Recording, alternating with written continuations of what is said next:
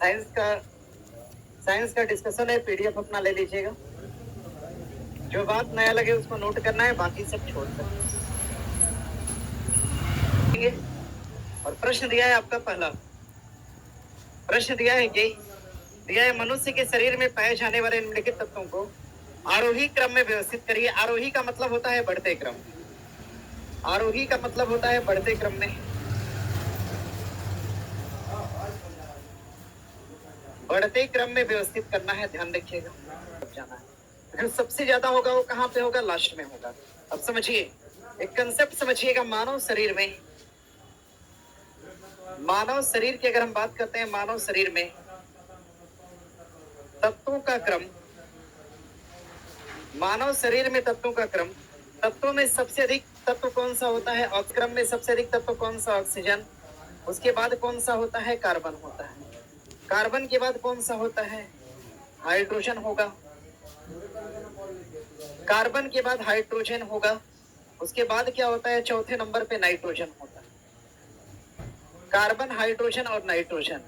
यानी अगर हम अधिकता की बात करें तो ऑक्सीजन और कौन सा है? कार्बन। अधिक हमें ढूंढना है, अधिक हमें कहाँ मिलेगा? लास्ट में मिलेगा। कहाँ पर? लास्ट में मिलेगा।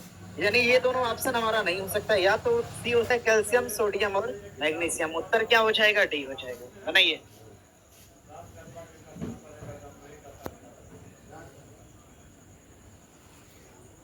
इसको लिख लीजिएगा, ये वाली बात जरूरी है आपके लिए। और आगे समझिएगा। आगे अगर प्रश्न करेगा आपसे, पृथ्वी पर, हमारी पृथ्वी पर तत्वों के क्रम की अगर हम बात करते हैं, हमारी पृथ्वी पर तत्वों के क्रम की अगर हम बात करेंगे तो सबसे अधिकता वाला तत्व कौन सा है? आपका ऑक्सीजन है। दूसरे नंबर पे कौन सा हो जाएगा? सिलिकॉन होगा। तीसरे नंबर पे हो जाएगा आपका एल्यूमिनियम। चौथे नंबर पे हो जाएगा आपका लैक्टियम या क्या बोल सकते हैं आप? लोहा। पांचवें नंबर पे हो जाएगा आपका कैल्शियम। छठे नंबर पे हो जाएगा सोडियम।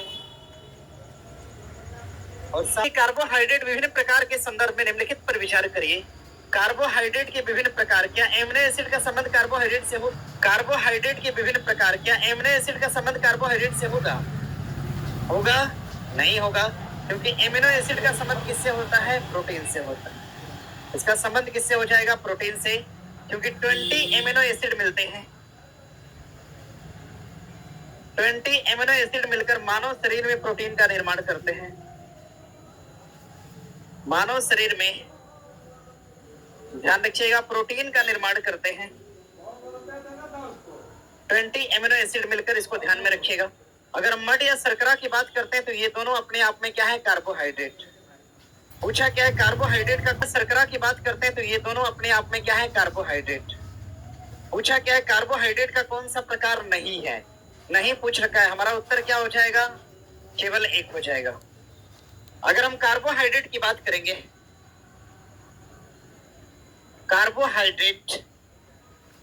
कार्बोहाइड्रेट जो होता है एक प्रकार का मानव शरीर में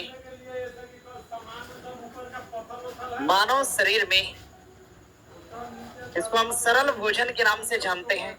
उत्तर हो जाएगा ए। आगे प्रश्न दिया है, सूची 1 को 2 से सम्मिलित करना है। विटामिन ए, B1, C और डी दिया है। ए का संबंध किससे हो जाएगा? दृष्टिहीनता से। यानी ए का क्या होगा? 3 होगा। ठीक है, या तो उत्तर सी नहीं हो सकता, बाकी दो तीनों में से कुछ भी हो सकता है। विटामिन B1 को हम क्या बोलते हैं? बेरी। सी का मतलब स्कर्वी और डी का मतलब क्या है? रिकेट्स है। यानी कि 3 के बाद क्या होगा? 2 होगा। 3 के बाद 1 है। 3 के बाद क्या है? 1 है। 3 के बाद 1 है, उत्तर ये कट जाएगा। अब 1 के बाद क्या है? 4 है। 1 के बाद हो जाएगा 4, उत्तर आपका ये हो जाएगा। कि किसी पदार्थ के विलयन को गर्म करने पर उसकी विलेयता क्या होती है? बढ़ती है। पदार्थ निम्नलिखित पर विचार करिए। कागज का जलना, दूध का दही बनना, नमक का पानी में घुलना और कुम्हार। पूछा है कौन सा उत्क्रमिक यानी कि रिवर्स परिवर्तन है? रिवाइज्ड का मतलब भौतिक। क्या होगा? भौतिक। कौन? कागज जलेगा तो दोबारा कागज हो सकता है? नहीं हो सकता है। आगे दूध का दही बनना? नहीं। नमक का पानी में घुलना? हो सकता है। ठीक है, कुम्हार द्वारा मिट्टी के ढेर को बर्तन में बदलना, टूट सकते हैं। उत्तर क्या हो जाएगा? 3 और 4 हो जाएगा। निम्नलिखित में से कौन एक जड़ नहीं है? आलू जड़ नहीं बल्कि क्या है? एक प्रकार का तना है।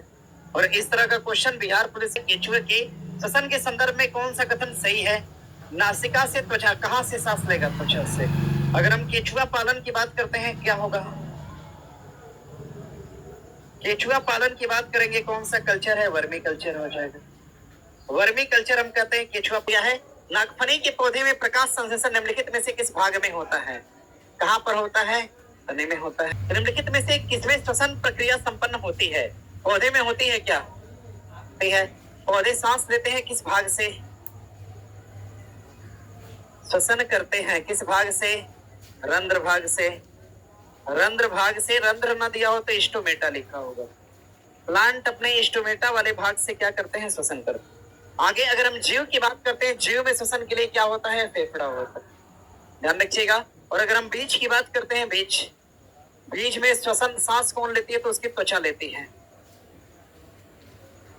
बीज भी सांस लेता है तभी तो निकलता है बाहर की तरफ।